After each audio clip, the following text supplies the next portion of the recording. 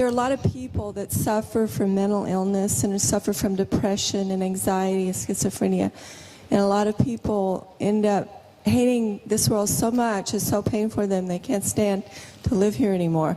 And they decide to take their life and commit suicide. And I worry so much about these people. I worry about what happens to them after they commit suicide.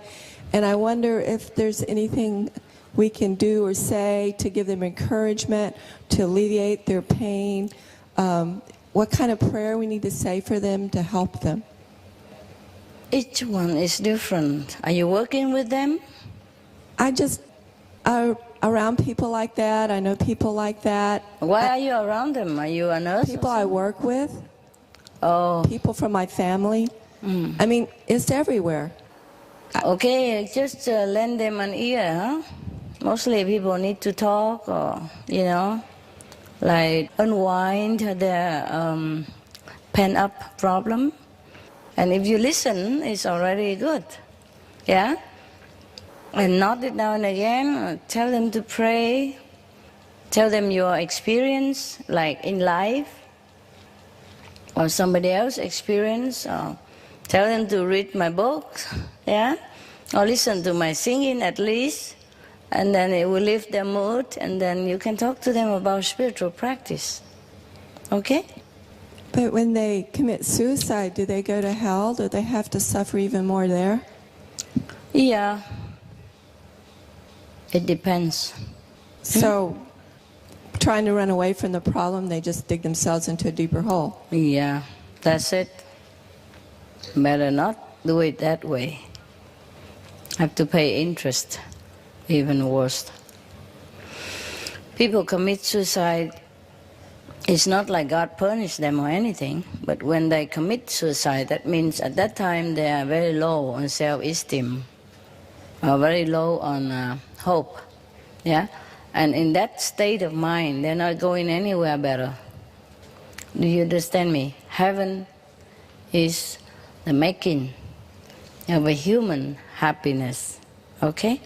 And hell is a result of human negative thinking or action.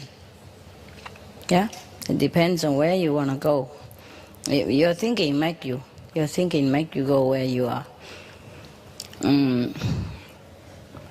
Even if the people who don't practice the way we do, but during the time of death, if they remember God, if they remember positive things about like heaven or life after, blessing and all that, they also will go to a higher place than the people who don't.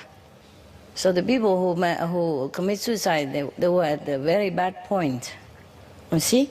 They stuck there. Until long time, all these negative things wears off, and then maybe they can reborn again as human, then they get liberated. Okay? So tell them to how say, avoid the commit suicide idea. Tell them things will get better.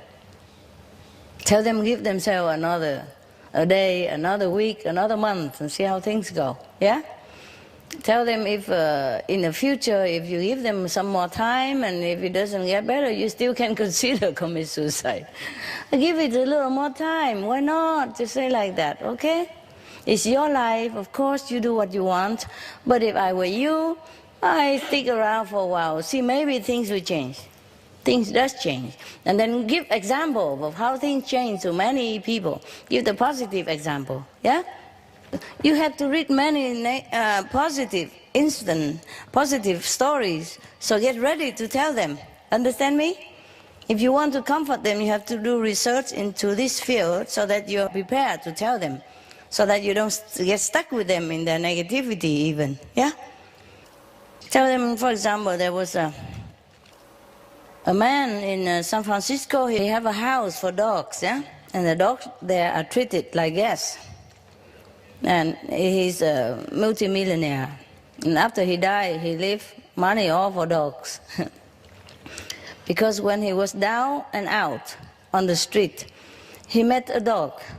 And that dog loved him and make him feel loved, and then encourage him, and then make him stay alive again, yeah, and become alive, and then encourage him, and then he go out working again, and then he built his millionaire business.